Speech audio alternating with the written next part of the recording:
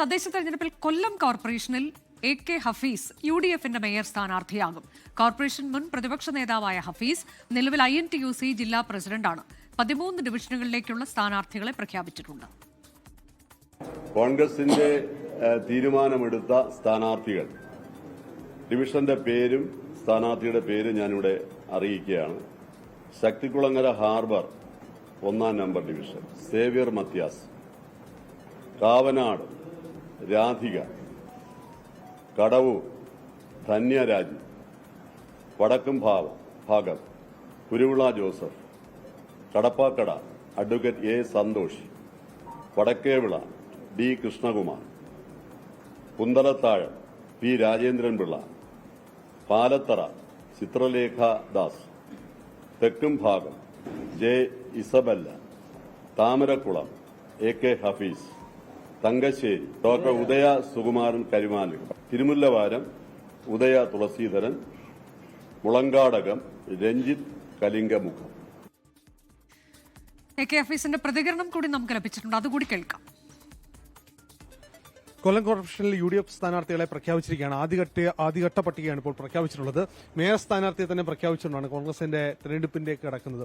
നമ്മുടെ ഒപ്പം ചേരുന്നത് AK ഹഫീസ്, കോൺഗ്രസിന്റെ കൊല്ലം കോർപ്പറേഷനിലെ മേയർ സ്ഥാനാർത്ഥിയാണ്. ആദ്യമേ അഭിനന്ദനങ്ങൾ, എല്ലാവിധ അഭിനന്ദനങ്ങളും എല്ലാവിധ ഭാവങ്ങളും.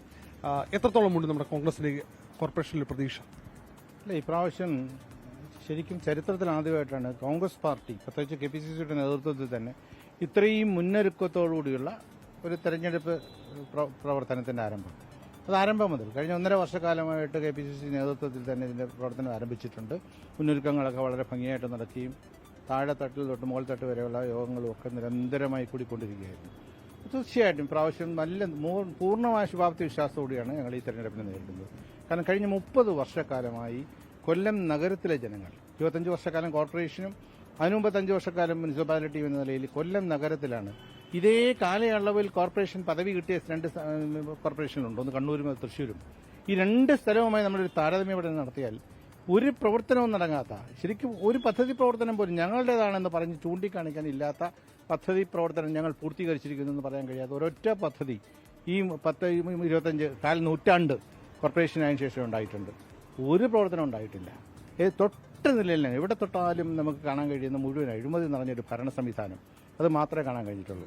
ലോകത്തെവിടെയായാലും ഏത് സമയത്തും 24 വാർത്തകളും ഓഗ്മെന്റഡ് റിയാലിറ്റി പാക്കേജുകളും എക്സ്പ്ലെയിനറുകളും വിശദമായി കാണാൻ ഞങ്ങളുടെ YouTube ചാനൽ നിങ്ങൾക്ക് സബ്സ്ക്രൈബ് ചെയ്യാം.